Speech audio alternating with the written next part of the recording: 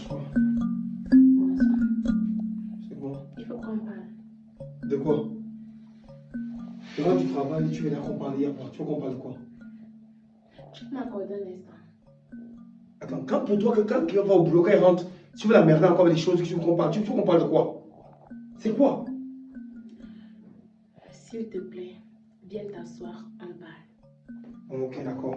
Tu as 5 minutes, je n'ai pas que ça à faire. Dépêche-toi. Tu as quel souci? Tu as un problème d'argent? Non. Mon problème, c'est le manque de respect dont tu fais preuve à mon égard ces temps-ci.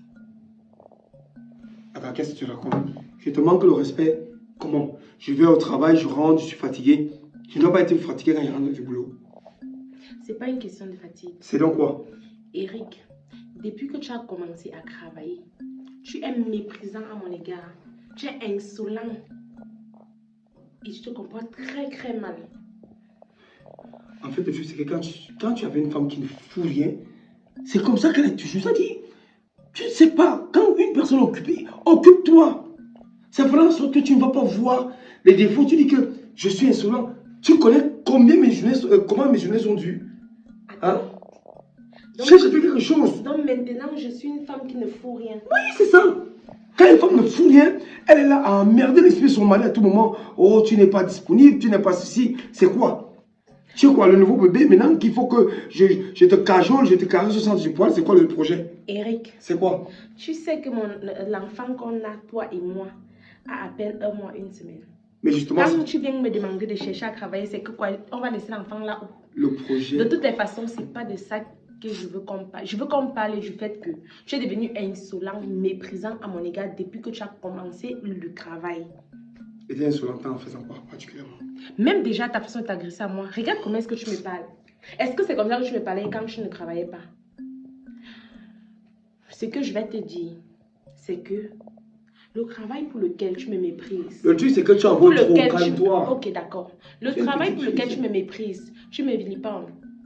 Sache que c'est grâce à moi que tu l'as.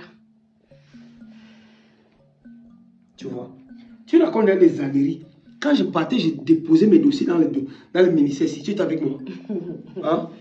Maintenant, on m'appelle pour le boulot. Tu dis que c'est grâce à toi. C'est quoi? Tu as fait quoi? Tu es parti déposer le dossier là. Oui. On a rejeté, non? Mais oui. Mais grâce à Dieu, on m'a rappelé. Ok, d'accord. Je ne t'ai pas posé la question de savoir pourquoi est-ce qu'ils t'ont rappelé. Sache que l'entreprise dans laquelle tu travailles appartient à mon oncle. Donc, si c'est que tu es là-bas, c'est grâce à moi parce que je l'ai appelé. J'ai vu comment tu étais tellement mal de ne pas trouver d'emploi que j'ai appelé mon oncle pour lui demander ce service-là, de te recruter. Et aujourd'hui, tu me méprises, tu manques de respect. Tu as découvert que non, je ne foutais rien.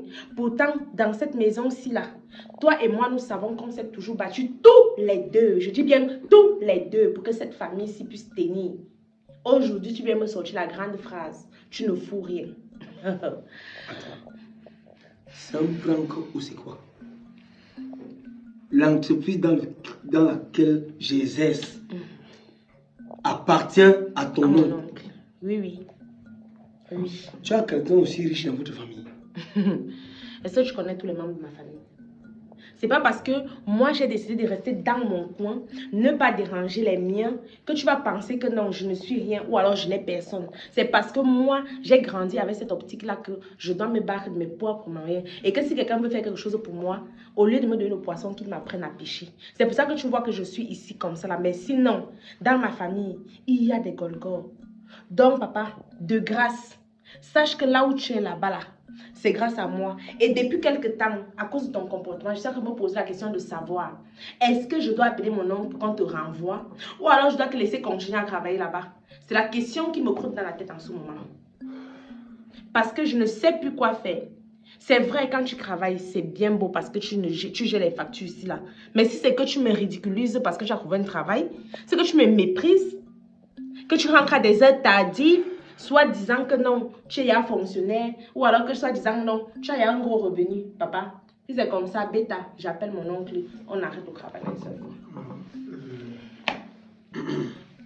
Alors je vais te dire,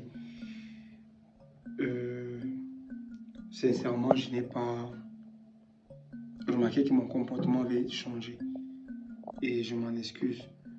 Tu sais, parfois avec la lourdeur des dossiers qu'on te confie, tu as tendance à ramener le travail à la maison. Ce qui fait que, peut-être sans le vouloir, j'ai heurté ton esprit. Mais tu n'as pas besoin d'arriver au niveau où tu vas appeler ton oncle plus dire quoi que ce soit. C'est vrai, moi je me suis resté comme ça, je me suis posé la question que ce jour, on m'a presque jeté mon dossier à la figure. Oui, mais... parce que je n'avais pas le profil qu'il recherchait. Mais quand même, j'ai été surpris que quelques jours plus tard, on me rappelle. En fait, je n'ai rien compris.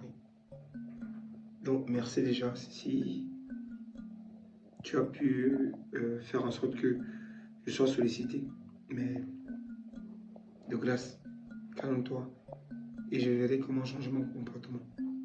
Tu sais, dans nos vies, dans la vie d'un être humain, il y a des petits moments d'égarement. Mais j'ai compris. Ok, je l'espère bien. Non, t'inquiète pas. D'abord, pour m'excuser, je ne sais pas. C'est possible que on sorte un peu pour que tu te changes un peu les idées. Et tu promets que tu vas plus me mépriser. Parce que c'est bien beau qu'on sorte, que tu essaies de t'excuser là, mais je veux pas que le comportement là continue en fait. Je veux pas le mépris. Il n'y a rien de pire que mépriser quelqu'un. Celle avec qui tu dors, celle qui prend soin de toi chaque jour parce que tu as un petit travail, tu veux monter sur sa tête sincèrement. C'est pas digne d'une bonne personne en fait. Et c'est pas digne de toi. Ok. Donc là, c'est bon. J'ai compris. Ok, d'accord. Il faut choisir le restaurant. Allez, choisis. Choisis. Mets-toi à l'aise. D'accord.